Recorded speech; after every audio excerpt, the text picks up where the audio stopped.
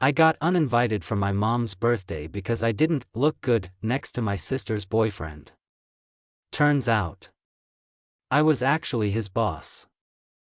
Okay, you absolutely will not believe what just happened to me, and I'm still reeling, but I just have to share this somewhere. So, picture this: my mom's big 6-0 birthday bash is coming up. We're talking a proper celebration, the kind she's been dreaming about for ages, nice restaurant, all the family, the whole 9 yards. I'd already bought her this amazing vintage necklace I knew she'd adore and was genuinely excited to celebrate with her. Then, a few days ago, I get this super awkward call from my mom. She's hemming and hawing, and I can tell something's up. Finally, she blurts it out, "Honey, about my party, maybe it's best if you don't come." I was floored. Absolutely speechless. My own mother uninviting me from her milestone birthday? I asked her why, my voice probably shaking a bit, and her explanation just made things a million times worse. She said, and I quote, "Well, your sister, Chloe, is bringing her new boyfriend, Mark, and he's very handsome and successful, and Chloe is just so proud. We just want everything to be perfect, and, well, you just wouldn't really look good next to him." I kid you not. Apparently, my presence would somehow tarnish the aesthetic perfection of Chloe parading her new beau. I've always known my mom can be a bit image conscious, and Chloe definitely inherited that trait, always needing to be the center of attention with the most impressive accessory, whether it's a handbag or, apparently, a boyfriend. But this was a new level of shallow, even for them. I was hurt, deeply. More than hurt, I was furious.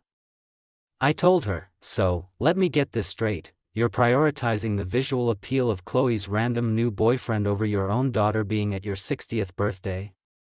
She tried to backtrack, saying it wasn't like that she loved me, but it was just for this one event, to make Chloe happy. The implication was clear: I was the family embarrassment, the plain Jane who would ruin the pretty picture. I ended the call, feeling like I'd been punched in the gut. I spent the next couple of days in a bit of a daze, alternating between anger and just profound sadness. I've never been particularly glamorous like Chloe, who's an aspiring influencer and lives for the gram.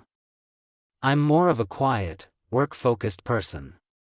I'm a software engineer, I lead a pretty big team at a tech company, and I'm proud of what I've achieved, but apparently, that doesn't translate to looking good enough for a family photo. The day of the party arrived, and I won't lie, it was tough. I saw the inevitable social media posts starting to trickle in, Chloe looking radiant, mom beaming, and this mystery Mark looking suitably dapper.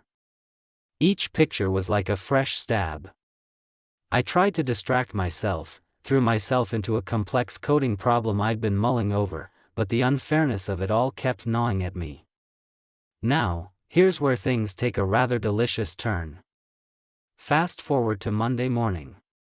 I have a big team meeting scheduled at 9 a.m. to kick off a new project. It's a high-stakes one, and I needed all hands on deck. I walk into the main conference room, coffee in hand, ready to get down to business. My team is already there, and so are a few new faces from a recently acquired smaller company that we're integrating. I start my usual welcome spiel, outlining the project goals, and then I begin the introductions for the new team members. And who, pray tell, is sitting at the far end of the table, looking increasingly pale and uncomfortable as I make my way around the room? You guessed it. Mark. Chloe's very handsome and successful boyfriend. The man whose dazzling presence apparently made me look like a garden gnome. The man I was deemed unworthy to be in the same room with. It took every ounce of my professionalism not to let my jaw hit the floor or burst out laughing. The irony was so thick you could spread it on toast. He clearly recognized me too. The moment our eyes met, he went from looking smugly confident to resembling a deer caught in headlights. His face drained of all color. I paused, just for a beat, letting the moment hang in the air. I could see some of my team members looking from him to me, sensing some unspoken tension. I simply smiled, a very polite, very professional smile, and said, "And this is Mark Jenkins, who will be joining our development team for this project. Welcome aboard, Mark. I'm Alex, the project lead. We're looking forward to your contributions." The Alex clearly threw him, because at home, I'm Allie. He stammered a "nice to meet you, Alex," his voice about 3 octaves higher than I imagine it usually is. The rest of the meeting was an exercise in barely contained awkwardness, at least for him. I, on the other hand, found I was rather enjoying myself. I made sure to direct a few technical questions his way, questions that required him to demonstrate his actual knowledge, not just his ability to look good in a suit. He fumbled a bit, clearly flustered. It became apparent pretty quickly that while he might be successful in Chloe's eyes, he was relatively junior in this new integrated team structure, and certainly very much junior to me. I wasn't mean, I wasn't unprofessional, but I also didn't go out of my way to make him feel comfortable. Let's just say I maintained a very clear managerial boundary. After the meeting, he practically sprinted out of the room. I, however, had another meeting immediately after, so I didn't get a chance to speak with him privately. But the universe, my friends, has a fantastic sense of humor.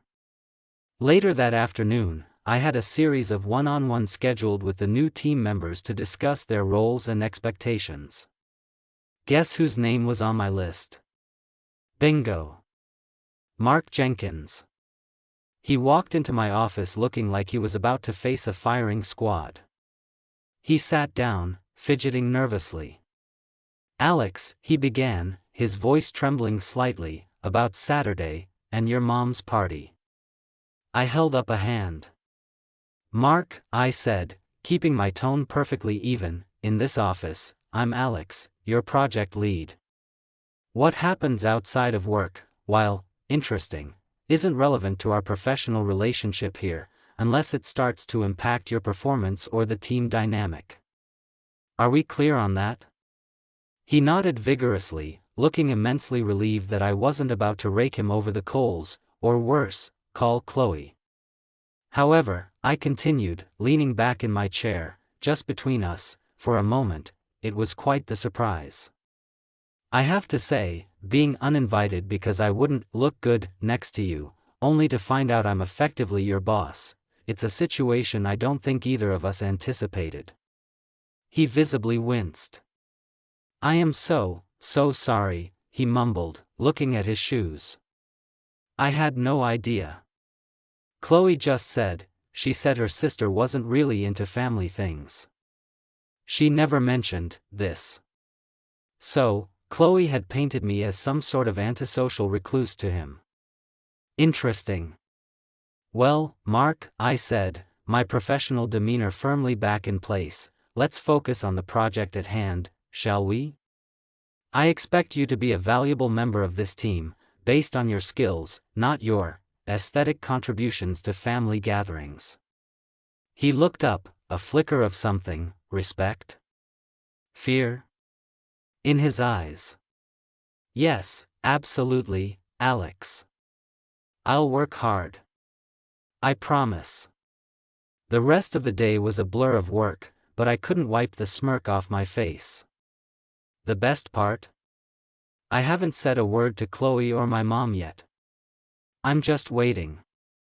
I wonder how long it will take for Mark to spill the beans, or for Chloe to try and smooth things over when she realizes her impressive boyfriend answers to the sister she deemed too plain for a party.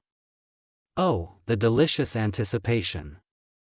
My mom called me later that evening, probably expecting me to still be moping. Her tone was overly sweet, asking how I was. I just said, "I'm doing great, Mom. Had a really productive day at work." Kicked off a big new project, met some new team members. You know, the usual. I could almost hear her trying to decipher my tone. I think I'll let this simmer for a little while longer.